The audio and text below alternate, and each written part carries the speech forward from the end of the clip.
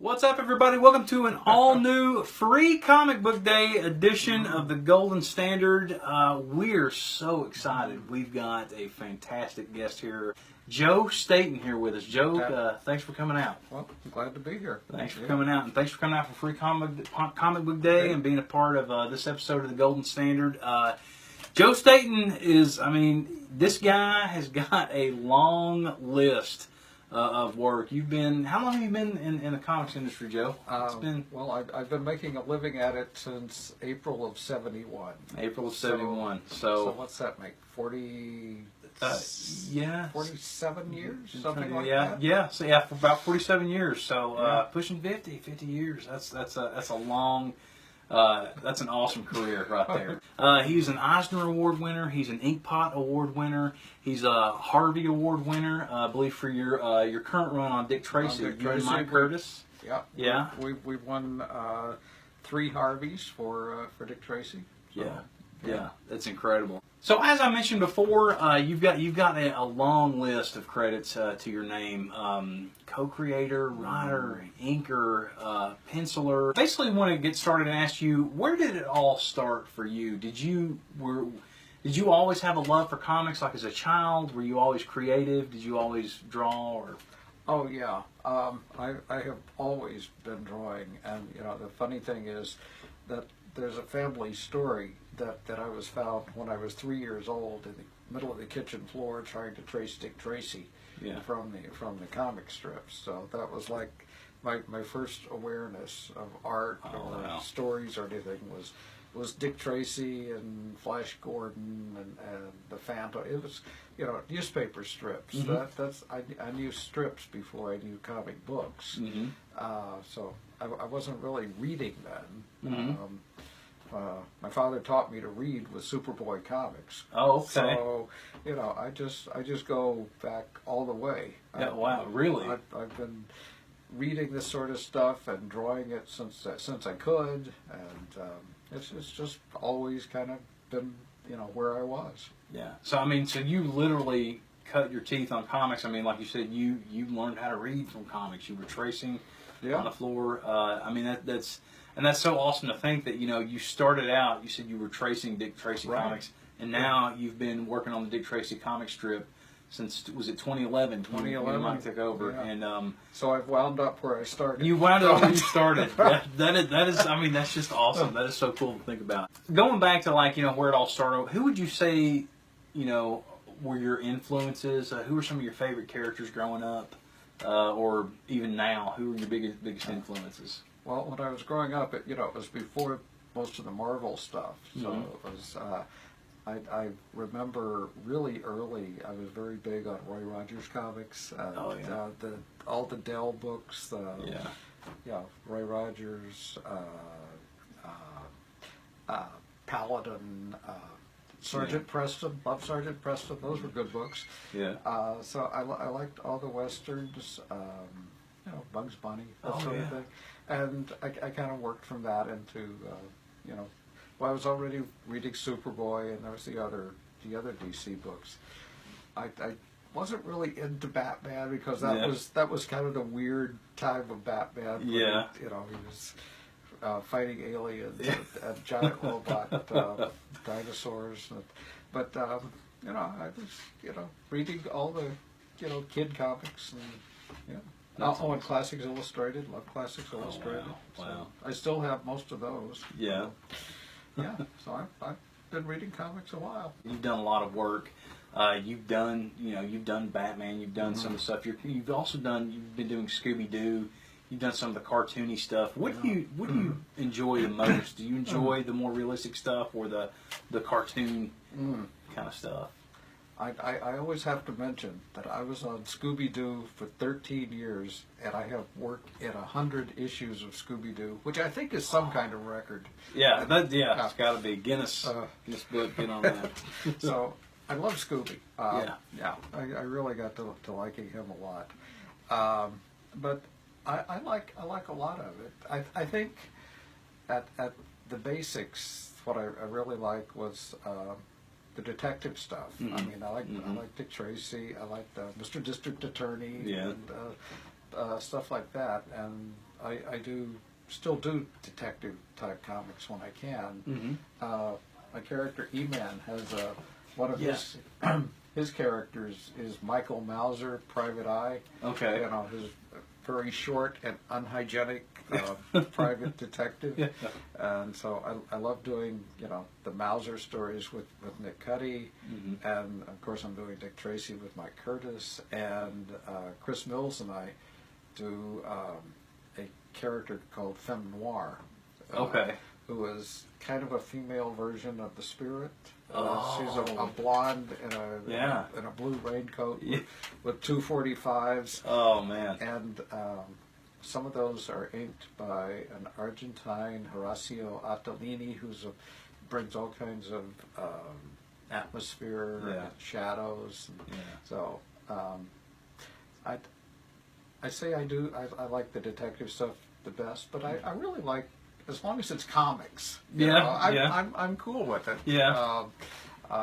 So it's hard to say which one I really like the best. You have a special place in your heart for each one. Yeah. I remember really liking Julie Schwartz's science fiction comics, Strange Adventure, Mystery in Space. I was a science fiction fan, so this sort of thing I really enjoyed that.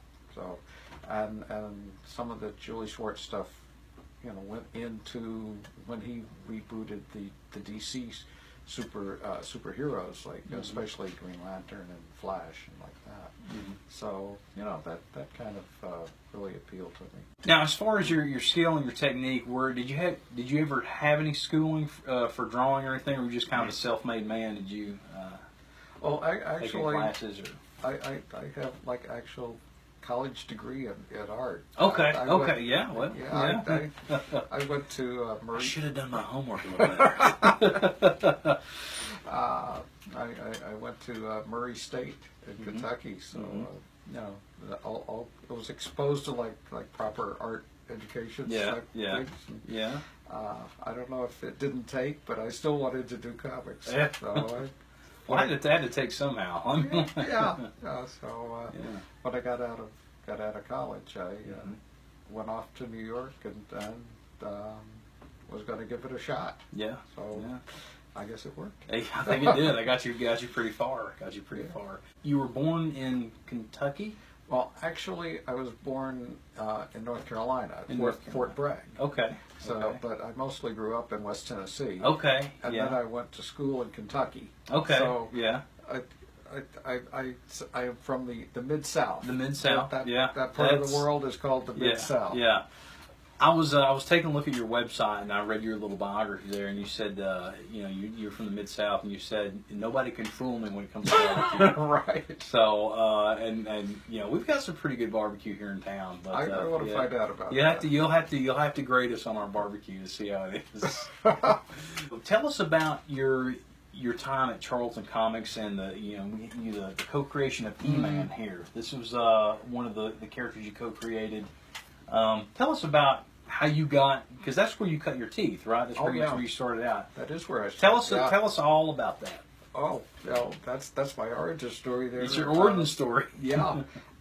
Actually, I got married one day, and I got work at Charlton the next day. Was my wife then. Hillary, and we were living in Brooklyn, and we decided to go over to Mystic in Connecticut, you know, the old ships for a honeymoon. And between New York and Connecticut, there was this little comic company called Charlton, which was kind of the bottom of the barrel. You know, they paid practically nothing. Their printing was horrible, but they were kind of open to people showing up. There's your foot in the door. And the editor said I was the only artist who had ever showed up with his wife looking for work. So that it worked. Yeah, so my wife can vouch for me. It's right. So, that's awesome. Yeah. So I still got the wife, still doing the job. There you go. There you go. Yeah. But we stopped. Seljan Tilly was the editor. George Wildman was his assistant editor, and found out it was George Wildman, who actually decided to hire me. George told Sal, keep this one. So, Yeah. So they gave me a shot. Yeah. And after a while, they were sending me more stuff, and I just kept on at it. I did a lot, mostly ghost stories. They were doing a lot of horror books, scary tales, and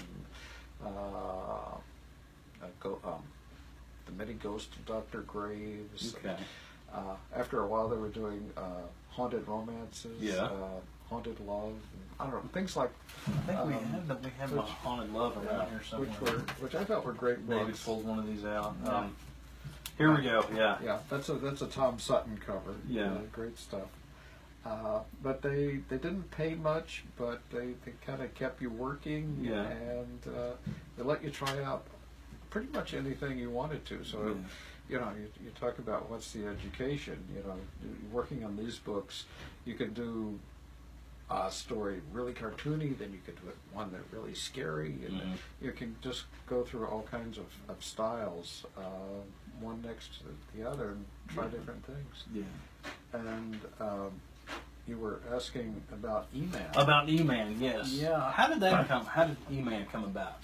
Well, after Sal Gentili retired and went off to Florida,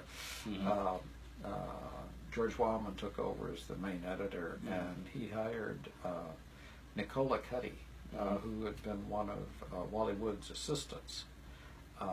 And Nick was young and had lots of ideas, and they were willing to give him a shot there. And I worked with Nick a lot on the ghost stories, and we just hit it off. And when Nick had a chance to come up with some of his own characters, he just thought that I'd work well with him, and he called one day and told me about this character E-Man. Yeah. And it sounded pretty good. Yeah. And we had a run of E-Man. E-Man, it's kind of funny, but sometimes it's kind of heartbreaking. It's a little bit of everything. And actually the style changes a lot in that as well. But E-Man is the superhero, but he's an alien energy force from outer space. This isn't his normal state. It's sort of like the form he takes. Yeah, he's like a burst of energy, and he came to Earth and was taken up by a lady named Nova Kane, who is I think she's an archaeology student. Yeah. Is it archaeology or anthropology? But I think it was anthropology. Yeah. Yeah, she's studying things where she can study like ancient civilizations and things, and so. But she's working her way through college as a stripper. So it works. Of course, according to the comics, she's an exotic dancer. Yeah. I think she's probably the only super heroine whose civilian identity is a stripper. Yeah, yeah. But I don't know. Yeah. But, so they developed a few more characters. The detective I was talking about, Michael Mauser, they had an adventure where one of the bad guys was an Australian who had a koala bear, and the koala bear just took up with them. And oh my gosh! His name is Teddy Q. So the series never lasted a long time, but different publishers have picked him up over the years. Oh yeah. And, we actually just did a new E-Man story for Charlton Neo, which is a small operation. So still around. Still doing it. But, I mean, it sounds like a blast to draw. I mean, just from the story that you're describing to me. I mean, it must have been just. I mean, you must have had a really good time drawing the character. Discussing the ideas with the writers and whatnot. It must have been just. Yeah. Just imagine it was a hoot in the studio. It was. Just there were chances to do like abstract things with E-Man because he was an energy creature and he was always changing his form. Yeah. He could turn into anything. Nick was very much impressed by Plastic Man. Yeah.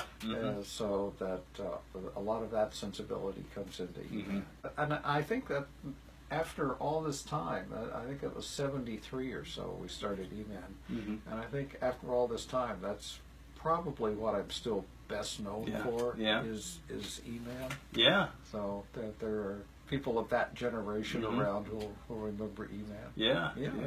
That's something to be proud of. So you did some really cool stuff on Green Lantern. You did a couple of runs on that. You co-created the Omega Men and Kilowog, right? And Kilowog. And Kilowog. And a whole bunch of Green Lanterns. A whole bunch of Green Lanterns. You did that. You oversaw the it was the Green Lantern Corps. It was the first time we saw the Corps. Talk to us a little bit about the co-creation of Kilowog with Steve Englehart.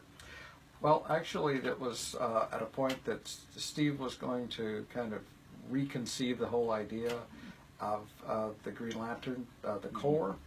We had done previously that we'd done a Green Lantern Corps miniseries that Mike Barr and Len Wein had written. Okay. And we brought a bunch of new Green Lanterns into that. That was a 3-issue miniseries. Actually, I think that's up here. I think we have it up here somewhere. Yeah, there we go. With Brian Bowen's first American credit. So on the cover there. Yeah. So actually, this is not what I was. It's not part of the miniseries, but that's the idea. Okay. So we were bringing some new characters in then, and I had the run with Marv Wolfman around that time, and Marv still had, basically it was about Hal, based on Earth, and some space stuff, but it wasn't focused so much on the core. And I had gone off to be art director at First Comics for a few years, and when I came back, I was able to get back on Green Lantern, and Steve Englehart was writing it then. And Steve wanted to change the focus. We've done the miniseries, and Steve wanted to change the focus to the regular book, to elements of the core. He was creating a lot of new characters. So it sounds like a very ambitious project to take It was. on. Yeah, I mean, in retrospect, I never actually talked to Steve about where he was going with all this, but he had all kinds of ideas and was coming up with different characters. And Kilowog was just like one of many characters. That's when Salak, the sour one, actually there was one of Steve's characters that I really liked, who actually turns up occasionally, was Drick from Crick, who is kind of a zombie Green Lantern. You know, the Green Lantern ring is supposed to protect the Green Lanterns from mortal injury. So Drick's ring was apparently defective or something because he was killed. Killed in action. Drick was killed, but his ring wouldn't admit it. So Drick is kind of a zombie Green Lantern, and occasionally parts would fall off of him, but his eyes were falling out. Oh my gosh! So, but these were just just in passing, and I know Floto was a. Oh right, there was a plant Green Lantern who died every day and came back the next day from seed. But Kilowog is the one who stood out. He was the he's the gruff, He had a kind of a heart of gold. He was kind of sweet on Aricia, who was like the cute teenage Green Lantern. But he's still a big, gruff, tough guy. So he was an interesting design. Because the parts of his face kind of interlocked, and some people say he looks like a pig. I've never quite seen that. I always thought he looked like a dog. Like maybe that's just because Kilowog sounds like dog, but I was like, it's kind of a dog thing going on there. That's all what I've always thought. But I've always loved Kilowog. I mean, like you said, he's like this big lunk, you know. Yeah, but he's he's not just a lunk. No. He's a hero. He is a hero. Right. I think that was one of the things that Steve locked onto is that you have all of these characters, and they're all heroes. Even Guy Gardner. We completely revamped Guy Gardner to where it was like recreating the character. Yeah. And Guy is kind of he's brain damaged. Yeah, Guy is the brain damaged Green Lantern. Yeah. But he's still a hero. Yeah. You know? Guy gets things done. I think that's a real testament to your work and to the work was that, you know, you've got working on Green Lantern, you know, not only gave you a chance to stretch out creatively because you got all these species of whatnot, but kind of what you said, to go back to what you said there, I mean, it's kind of it's inspiring because it kind of shows that it's like no matter what walk of life you come from, you can always do the right thing. You can be a hero, and I think that's big. That's big. That's really cool that you guys, you know, touch on that a little bit. Yeah, I'm not sure I've actually nailed it down in that way for it, but I think that's kind of the core of the core of it. Yeah, you know, exactly.